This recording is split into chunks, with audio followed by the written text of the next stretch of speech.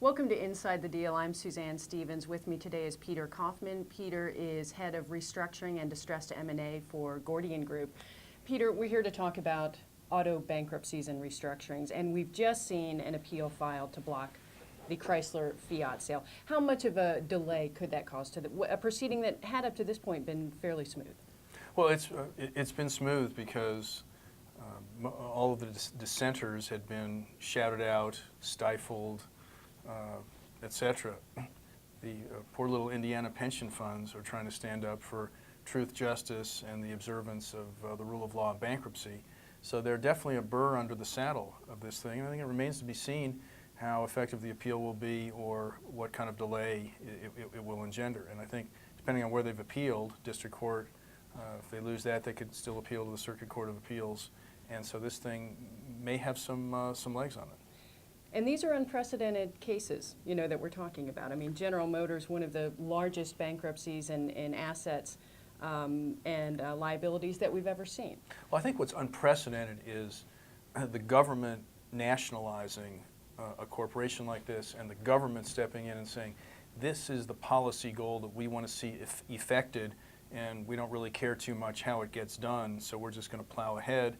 If there's inequitable treatment of the same class of creditors, too bad, everybody has to pitch in, and they're not going to worry too much about, you know, what the bankruptcy law says, obviously. Peter, what are the broader implications, in your opinion, to some of the things we've talked about, the inequitable deal-making with the bondholders? What's the bigger picture there? Well, I think that you've got a systemic risk here, and it's as follows. This country's always been such an incredibly welcoming place for capital, particularly lenders. And one of the reasons for that is that lenders know what their downside is in any situation. We have the world's most time-honored, well-documented bankruptcy code. And so lenders know how they'll get treated in downside scenarios. And that's factored into whether they provide capital and what they charge for that capital. Now, with what's happened in Chrysler and General Motors, that's been stood on its ear. So any capital provider has got to be very concerned if they're thinking about loaning money where there's a union or loaning money where there's a potential government policy goal or there's potential government TARP money or anything where the government could step in, and that's a pretty broad spectrum.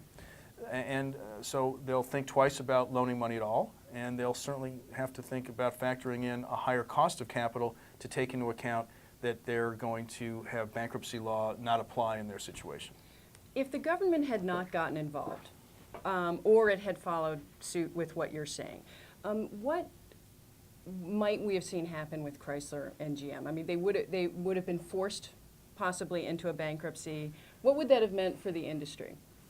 Well, I think the industry is getting whacked irrespective of these bankruptcies. These companies have had to skinny down.